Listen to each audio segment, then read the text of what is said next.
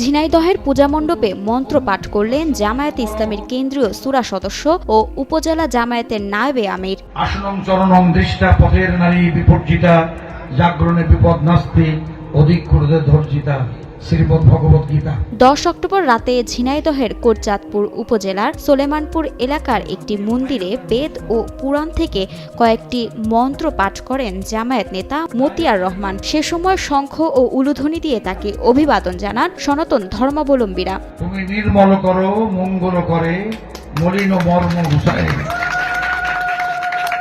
জামায়াত নেতার এমন বক্তব্যের কিছু অংশ সামাজিক যোগাযোগ মাধ্যমে ছড়িয়ে পড়লে তা নিয়ে ব্যাপক আলোচনা সমালোচনা শুরু করেন নেটিজেনরা।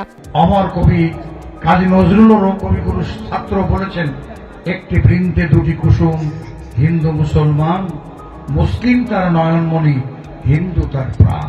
জামায়াত নেতা মতিয়ার রহমান দীর্ঘদিন ধরে বিভিন্ন সভা সেমিনারে ইসলাম ধর্মের পাশাপাশি হিন্দু ও খ্রিস্টান ধর্মের বিভিন্ন গ্রন্থ নিয়ে আলোচনা করে থাকেন বলে দাবি করেন জেলা জামায়াতের আমির আলী আজম মোহাম্মদ আবু বকর। দেশের চলমান পরিস্থিতিতে তার এমন বক্তব্য সাম্প্রদায়িক সম্প্রীতি রক্ষার কাজ করছে বলেও মন্তব্য করেন তিনি। অধ্যাপক মতিয়ার রহমান তিনি একজন বক্তা, দেশব্যাপী বিদেশব্যাপী তিনি বক্তব্য দিয়ে বেড়ান। তার বক্তব্যে আমরা লক্ষ্য করছি যে বিভিন্ন কোটেশন থাকে, কোরআন, হাদিস, বেদ, বাইবেল, বিভিন্ন ভাষায় উনি পারদর্শী। বিভিন্ন গ্রন্থ থেকে কোটেশন তিনি উল্লেখ করেন। এটা তো অত্যন্ত স্বাভাবিক, আপনারাও একমত হবেন আমার সাথে। তার বক্তব্যটা সংক্ষিপ্ত করে কাটিল করে কেউ প্রকাশ না করুক। আমি চাই যে পুরো বক্তব্যটাই সবাই যেন প্রকাশ করে, প্রচার করে।